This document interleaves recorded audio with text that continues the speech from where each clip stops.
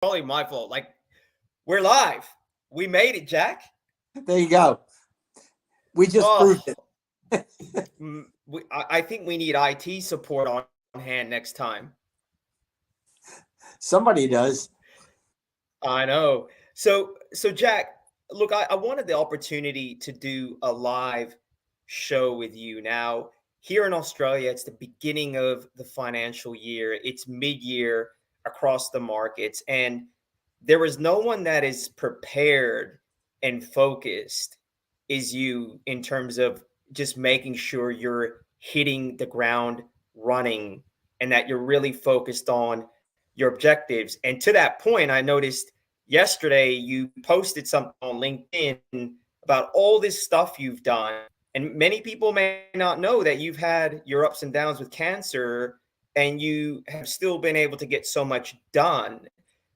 Have you always been so meticulous? Like, are you that planned in terms of what you're going to be doing and then reviewing that throughout the year? Like, what's that whole system about? Well, this is not meant to be a plug, um, Mm. but this book was just released just 2 months ago, and it's called Jack Daly's Life by Design. And in that book, I put the systems and processes that I've lived my life from the early age of 13, RJ. And if people that are listening or tuning in don't want to buy the book, they can just go to the website because the appendix is over 100 pages. I put the whole thing on my website to download. All of the examples, all of the templates. That website is jackdalyslifebydesign.com. So, that's what I would tell people that are tuning in. To your question, have I always been that way? The answer is pretty much. Here's what happened. At 13 years old, I was a caddy at a country club, and the people playing golf were playing during the week. They were playing on the weekend. They drove nice, fancy cars. They lived in big estate homes. I'm the oldest of 5 kids. 3 of my siblings today are delivering mail for the U.S. Postal Service, blue collar family. And my dad worked all the time. He wasn't a member of a country club. He wasn't playing golf. He had a car with 200,000 miles on it. It was in the shop getting repaired. And I said, there's a better life out there. And I'd like to live the life that these guys are living. So what I decided was to interview them. When I carried their clubs for 4 hours, I just listed a whole bunch of questions. How'd you become so successful? What would you do over? What would you tell a 13-year-old to do? And here's the biggest takeaway I got, RJ. You got to have goals. They got to be in writing or they're not goals. Don't pick too many. Put some measurable thing that is going to evidence that they're completed, like a date, Mm. and share them with as many people as possible because that'll increase your accountability. And so at 13, I came up with 4 goals, not too many: financial, professional, education, and family. Picked a date when I'm going to have them done, which was when I'm old at 30, because at 13, 30 sounded old.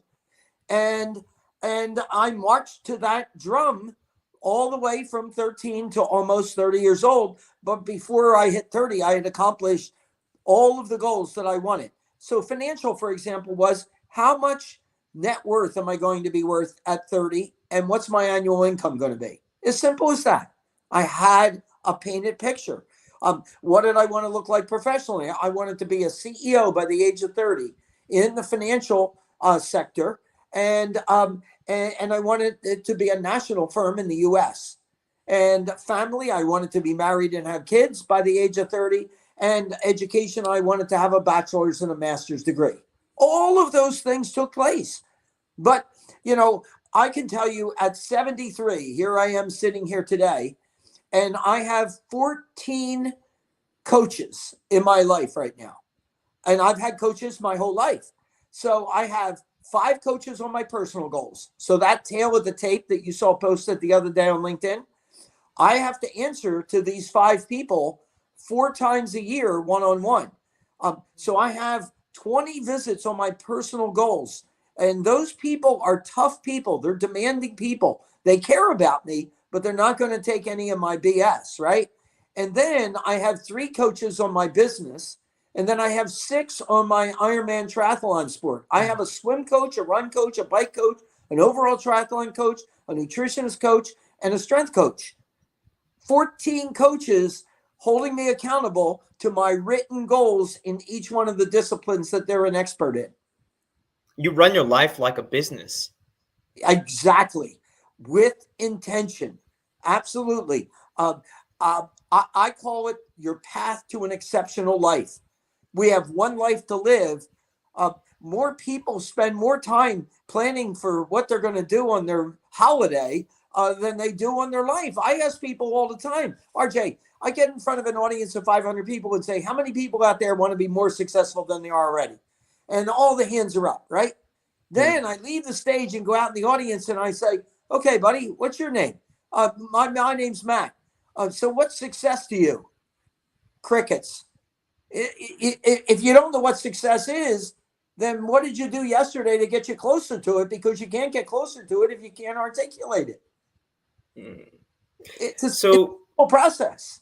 No, yeah, I love that comment you made in our previous podcast, and you've just made it there.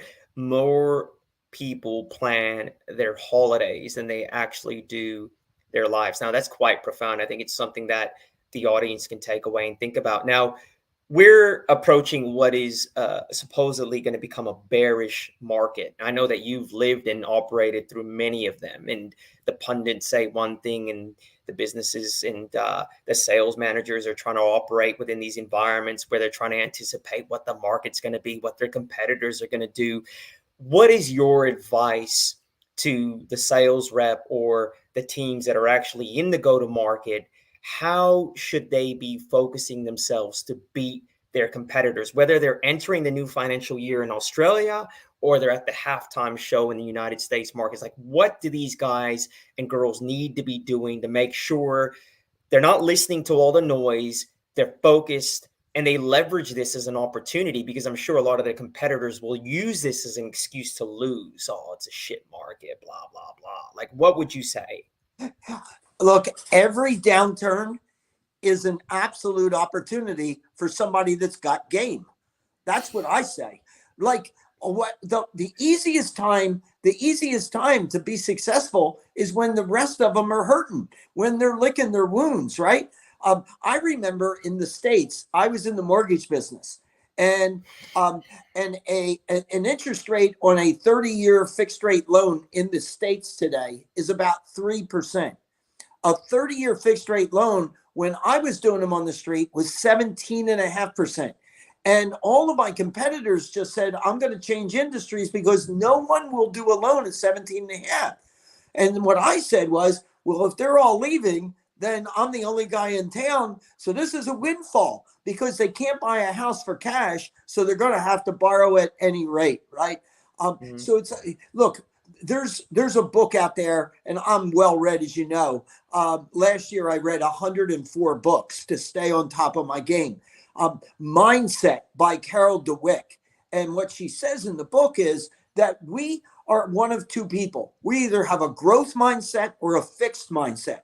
And I can tell you that I have 4 brothers and sisters. I'm the oldest of 5, and the 4 of them have a fixed mindset. My mindset has always been growth. What opportunity is this market placing for me? So, you talked about the forecast for a changing market. Well, let's go back a little better than 2 years to the pandemic. When everyone started to go into the pandemic and say, well, I think this thing will be over in about 60 to 90 days. I said, I think it's going to last somewhere between 2 to 4 years. So if it's going to last 2 to 4 years, what does my business look like? Because my business is traveling the world and speaking to large groups. Well, that's effectively shut down. So I hired a crew to come into my house and build a virtual studio. We got locked down here in the States in March. And by June, I set a Guinness World Record for the largest virtual business conference of 21,261 people. But what was really cool was I took the opportunity to write my new book, my 10th book, during the pandemic, and it's gone off to record sales. And then I built the studio. Well, I ended up able to do more gigs because I wasn't on the road traveling than had I been previously. So I'm doing CEO coaching, and I've been doing that for about 5 years. I do it all over the world on the phone. And what I'm having my coach clients do right now is say, what does your business look like? I want a written business plan with a financial forecast. What does your business look like if it's 30 to 40% less than what we're enjoying in the past year? And I just want you to run the numbers, and I want you to run the narrative on what actions you're going to take to survive, to thrive. You're going to need to cut back on people, which positions, what level, when are you going to do it? And getting ahead of the game. One of the things that makes entrepreneurs so successful in good times is we think there's never going to be a bad time. So we just continue with our optimism and positivity, and we grow our companies accordingly. But that same attribute that causes success in good times is our devil in bad times, because we think that we're going to be the unicorn. We're going to be the guy that somehow doesn't have to go through the pain. Well, I've been up and down and up and down and up and down and up and down. And I can tell you, I'd rather get ahead of that and take my company down in size and tough it out. And then the other thing that I tell my clients is this: the only way that really be successful in a changing market like this is figure out how you're different.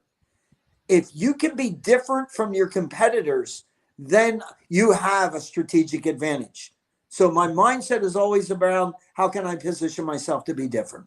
Would you say, in a general sense, that firms should level up on salespeople during a downturn, or consolidate and make the company smaller? I mean, I guess it's a general question depending on markets, but what have you seen in terms of successful companies, and how we talk about the individual's growth or mindset, or fixed mindset, but we can talk about companies having a growth or fixed mindset in terms of how they operate. Now, do you, with the firms that you've come across, when there is a downturn, do they tend to double down on salespeople, or do they tend to shrink in them? Like, what's your view on that? Yeah, so it's too broad of a question. It Mm, really has to do with some specificity within the industry, mm, and has to do with where you are on the lifeline of your company itself. We've all seen the pictorials of the lifeline of a company, mhm. and so different stages enable you to play the game a little bit differently.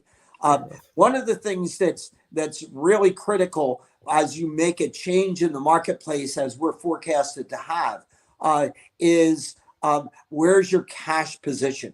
Where's your access to liquidity? Because if you can't make payroll, it doesn't matter about the strategic advantages. You're going into a bad direction, right? So I really want to know from my clients, where are they on the Mm. cash and where are they on the liquidity, so that I know, hey, now I want to measure the level of risk. If I want to tap into some liquidity outlets, I want to measure your stamina for taking on risk, because there is risk in that market, to go, as you say, and enlarge the sales team, for example. Now, the other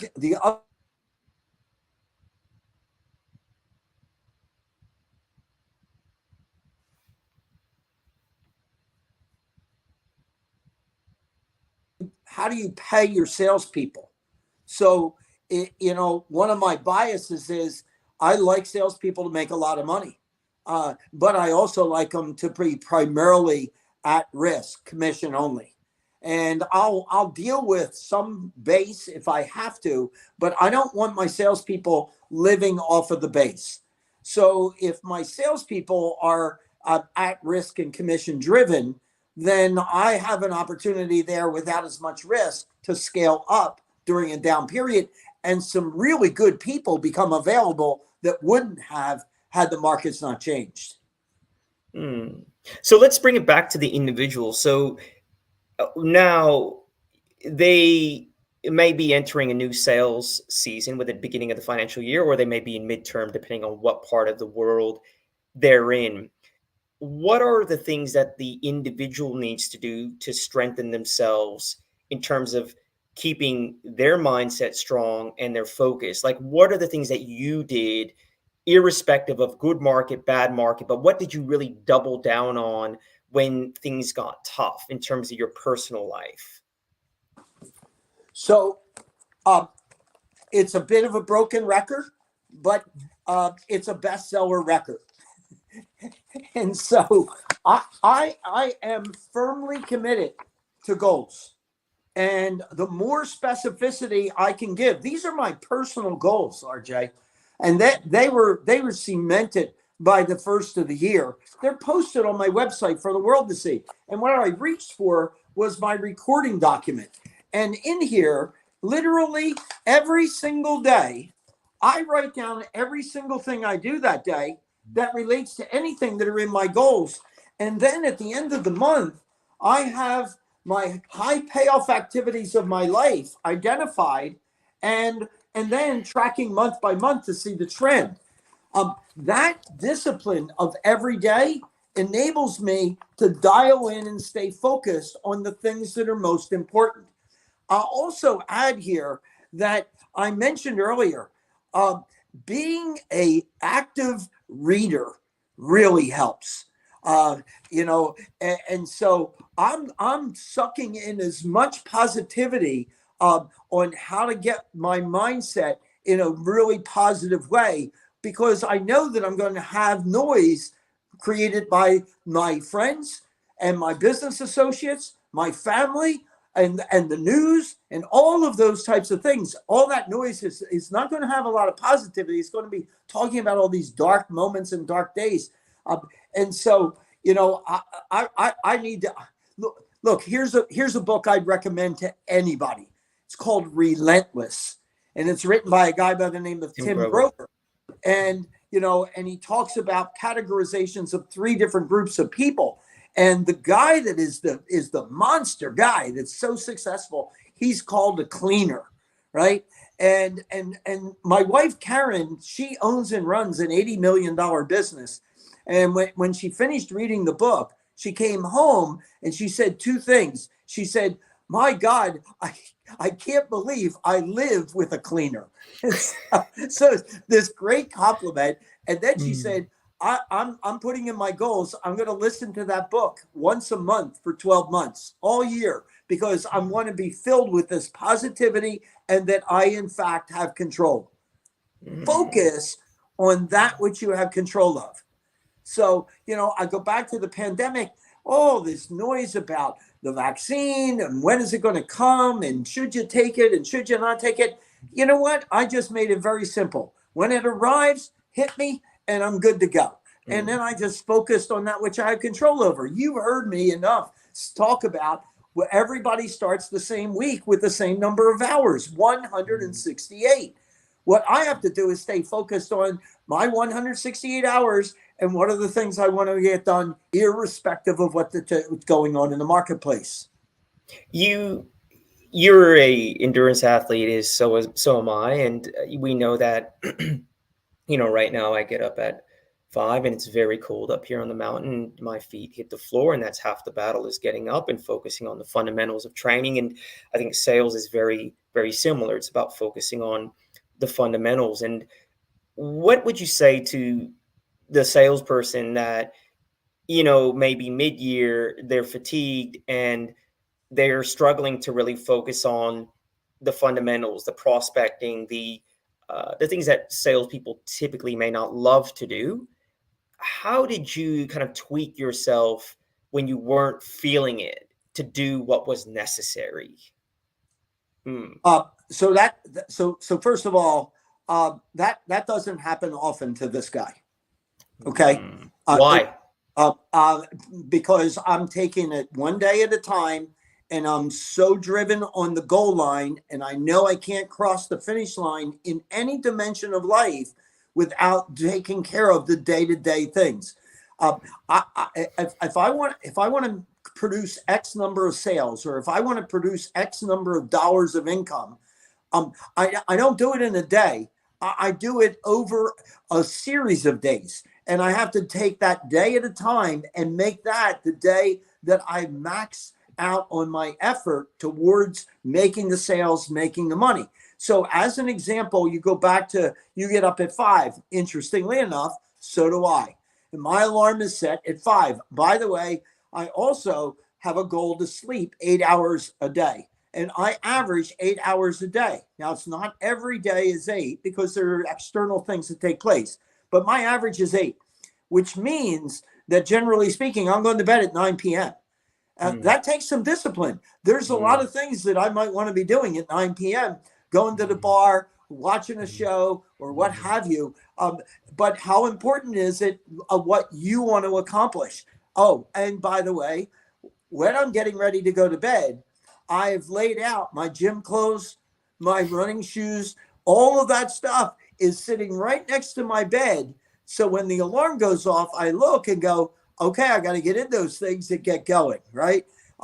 And so, a quick bathroom visit and a quick banana, and I'm out on the road, or I'm up in my gym and I'm knocking my stuff out, because I'm committed to taking care of my person first, right? And if I take care of my person, then I can open up my computer and take a look at what the rest of the day is and knock it down.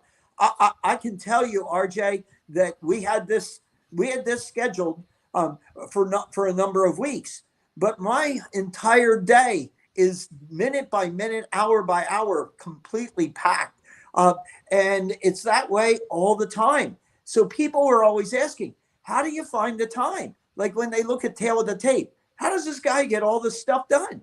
It's discipline, and it's focus, and it's getting rid of the things that you shouldn't be spending time on. Here's another book, Essentialism. It's in my top 3 books of all time. Yes. It's written by a guy by the name of Cowan.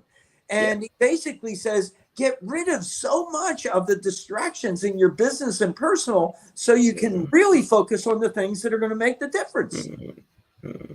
I would say that book is extraordinary. And when you're looking at producing greatness, I think you have to really be focused on really key things and key drivers. And life, with the noise, it's very easy to get sucked into different directions. And that book was brilliant because effectively it just talks about boiling things down to the things that shift the needle on your priorities. And I would agree that's a really remarkable read. To summarize what you were saying, though, you're really talking about keeping it in the moment, right? Keeping it in the day. Like if you start to think about, I've been in recovery, I've been off alcohol for 13 years, and we tell people that are newly sober, like if you think about it as a lifelong journey, it may be overwhelming, but it's about the moment, the day, battling it in the day, right? Every Father's Day, my son gives me his coin. This is his 17th year of sobriety. He was a serious methamphetamine addict. 3 jail systems, a felony sheet that will just choke you. And today, here he is at 17 years clean, a dad with 3 kids, a wife, and he's an entrepreneur, and he runs a business, and he's freaking awesome. But if you ask him, it's, hey, and he and I struggled with this for some time.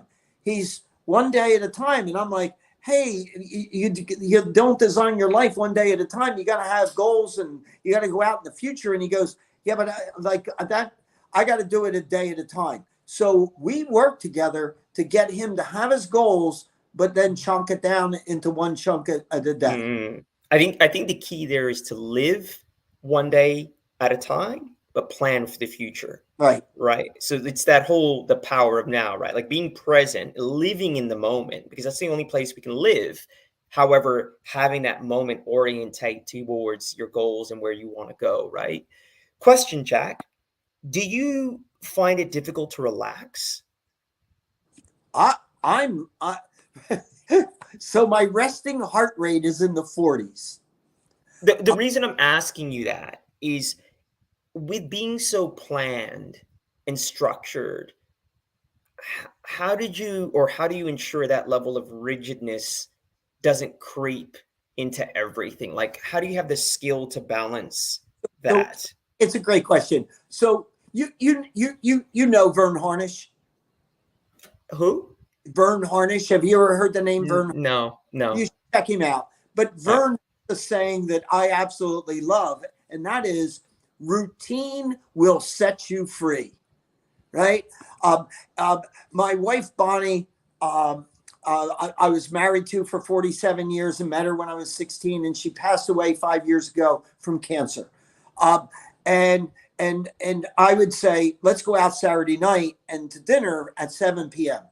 And the restaurant would be a half hour away. So at about 6:30, I would say, you're close to being ready because you get going. And she'd say, I'm ready. I just need to find and fill in the blank, my keys, my sunglasses. And so I put a key rack right by the front door so that she could put her keys there, because I don't want to spend the next 30 minutes searching all the rooms in the house for the key. Just have the discipline to put the little things. This is why, Steve Jobs was always in a black turtleneck. I mean, he didn't have to get up and make choices when he went into his closet. He thought that that would be a waste of time, right? And so that he could redirect himself to the things that mattered, not what you were going to be wearing that day. And so for me, I'm massively relaxed. And I'll also, it doesn't mean that I've lost my intensity, but um, the very first thing that I do in my goals is figure out what I want to do that year personally. And I put it in my calendar, and that's not available to my clients any longer. And so I protect my personal life first. It's almost like the airplane and the analogy of when the masks come down and you got two kids on either side of you, put your mask on first. So you need to protect the time that you spend making yourself calm and enjoying life, and then fit the other things in around it, rather than, do I have anything left? You'll empty your tank of your energy. And if your tank is emptied of energy, it'll be much more difficult to deal with a changing market. No, it's brilliant insights and advice, Jack. I think we'll leave it there. We'll wrap up there. Just really wanted to appreciate you for joining us. This is the first Ultra Habits LinkedIn Live, and yeah, really grateful to have you on the show today, man. You know what? Anytime I get to spend with you is treasure. and here's the really exciting thing. They about the 8th of August or so, Karen and I are on an airplane headed down under, and No we're way. in Australia and New Zealand for 30 days. I was just gonna ask you offline when you're coming down, because I think I might have some opportunities for you to speak here. Well, that's going to be tough Mm, given the schedule that we've got already. But you can fair talk enough. to business manager Jennifer. But I'd love for us to at least get some personal time together. Yeah, that'd be great. Are you gonna be in Victoria? I'm stopping in the mall. So Adelaide and Melbourne and Sydney and Brisbane, and but Oh, brilliant. not Oh, making that's gonna be great. the West Coast, and then we're headed over to Auckland. All right, mate. Well, look, thank you so much, Jack. I'll connect with Jennifer on that. Yeah, Yeah, and sorry for the hiccup on the live. mate. I think that was my fault, to be honest with you. But who knows? New computer shit happens, right? Big virtual hug. That's it, Jack. Thanks, mate. See you, bud.